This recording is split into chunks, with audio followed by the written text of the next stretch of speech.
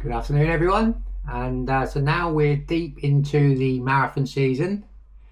We've had Tokyo, Barcelona, Rome. Now into April, they're coming thick and fast.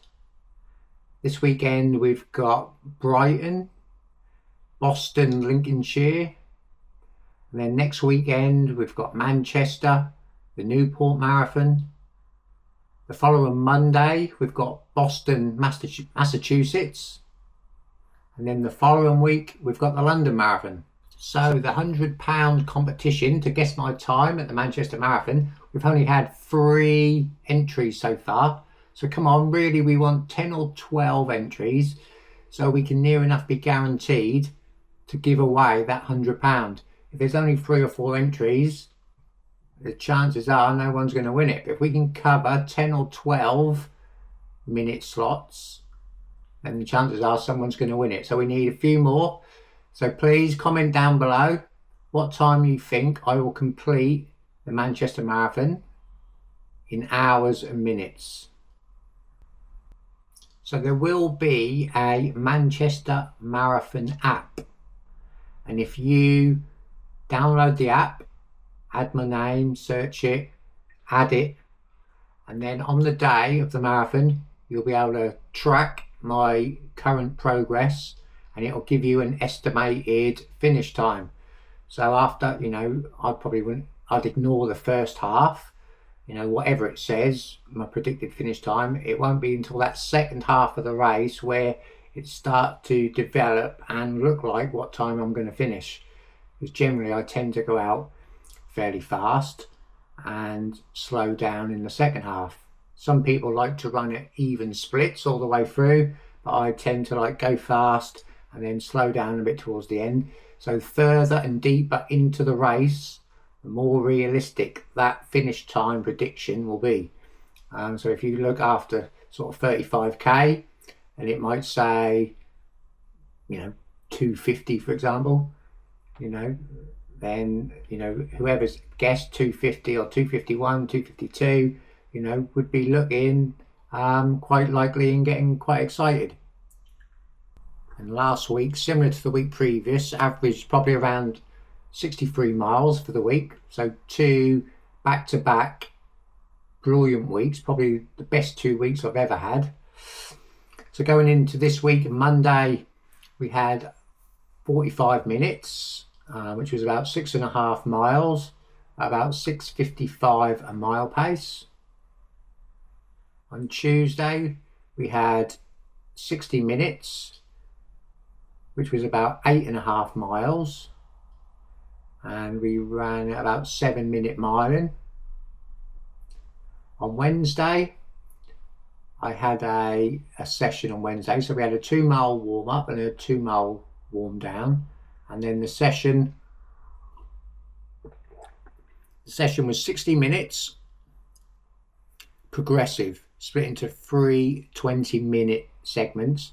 First 20 minutes, easy, and we averaged 6:55 a mile.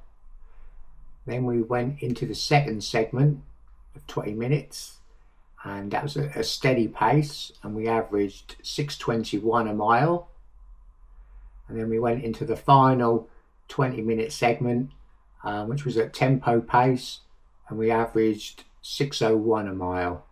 So that was a good session on Wednesday. Thursday was a rest day. Friday today I've got 45 minutes. So the same again, it'll be roughly 6.5 miles, probably around 7-minute miling. And tomorrow we've got a session. We've got 16k alternating 1k reps. So that'll be 1k at half marathon pace, so say 5:50, 5:55 a mile, and then alternating that with a k of float recovery. So that'll probably be, say a 6:30, 6:40 per mile for the alternating rep. So we'll be alternating around about 5:55s, 6:30s for 16k. What's that? Probably 8 miles, 9 miles. yeah, with a 2-mile warm up, 2-mile warm down, and then Sunday we've got 90 minutes, a 90-minute long run. So that'll be around about 13 miles. That'll probably bring us in for around about 57 miles for the week. So we haven't really dropped the mileage that much, but really we'll need to start freshening up. You know, I'll probably start that on, say, Sunday. After that session on Saturday, on that Sunday I'll take it really easy, mega easy, just to start recovering that body ready for the following Sunday. Next week's video at Manchester will probably be a trilogy. I enjoy doing them. You know, we'll be going on the Friday, coming home on the Monday. So every day there'll be plenty of footage, and rather making one big video of 60 minutes, everyone gets bored and falls asleep and skip through it. I'll probably make 3 smaller videos, posting them on, you know, Friday, Saturday, Sunday, whenever. I won't be wearing a watch during the marathon, so I won't know, you know, current pace, estimated time. I'll just be running on feel. That's how I've ran the last 3 or 4 marathons. Generally they've gone pretty well, running to feel. And also it makes this competition fair and open. You know, I won't have a clue generally. I might have a, you know, through halfway I'll probably have an idea, but like I say, the race doesn't start till way down into the second half of the race, and I'll probably have an idea how I'm feeling and whether I'm going to sort of maintain a pace or I'm going to drop off. But realistically, I'm not going to have any idea of my finish prediction time until I get very close to the finish line. I'll be wearing the Vaporfly 4s, Eliud Kipchoge edition.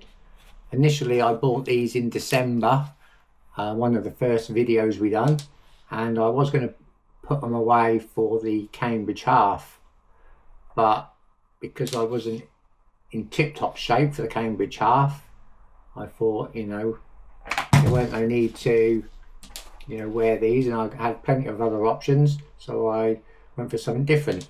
But I'm going to be wearing these Vaporfly 4s. I did wear the Vaporfly 4 at London last year, where I ran 2:41. So yeah, it is a shoe I'm very familiar with, and look forward to running Manchester in them. If anyone would like any help with their running or to start running, send me a message. I'd love to, you know, I'd love to help someone. I honestly believe I could help anyone through my experience and what I've learned. You know, I think I could help anyone gain an extra 5 or 10% from what they're currently doing. So if you fancy that, if you'd like any help, we all need help. You know, I have help. Keely Hodgkinson has help. Mo Farah used to have help. Everyone has help, and it certainly does help you get better. Not necessarily because they know more, but just because it holds you accountable, and they just can push you to do an extra 5% over a long period of time. It's not about pushing hard and getting injured, but it's just about being consistent over a long period of time. And if you can get that extra little bit out of someone, you know, e.g., I'm the perfect example. Last year, I didn't have a coach. So for the whole year, when you look back at my training for all last year, I was averaging 30 miles a week, doing the bare minimum, just because I could get away with it. And that's why I got Sarah back on board in December, because I wanted to change that. When you have someone help you and they say, go and do this, go and do that, you have to go and do it. You can't just say, oh no, I don't fancy it, or I don't want to do it. you just go and do it. And over time, that's how you get fit, that's how you get fast, and you know, that's how you move to the next level. So if anyone wants any help with their running or to get started, drop me a message and we'll see what we can do. So I've ordered a new pair of trainers. I think they should be here today or certainly tomorrow. A 1980s retro pair of Diadora Titans. And initially I was thinking about giving them a go at park run, see how fast I could run in a pair of 80s running trainers. But to be honest, I've had second thoughts about the running the park run in them, because realistically, you know, I don't want to get injured. You know, I don't want to start doing silly things and get injured. And obviously the foam in them is, you know, very basic EVA. It's not like what we're used to running in these days. You know, we've got a life of luxury these days. And, you know, I'm sure I could run a park run in them, but I just don't want to take that risk and end up, you know, getting injured somehow. So I think I'm just going to keep them for casual and leisure, and for the summer going out and stuff, pottering about in. But yeah, you know, back in the day when I was a youngster growing up, Diadora were the trainers to have, and I idolised, you know, the Diadora trainers. Had a few pairs, the Borg Elites, and obviously I wasn't into running at the time, and they had the Sebcos. Diadora had a model called the Sebcos, which, you know, which were a top running shoe at the time.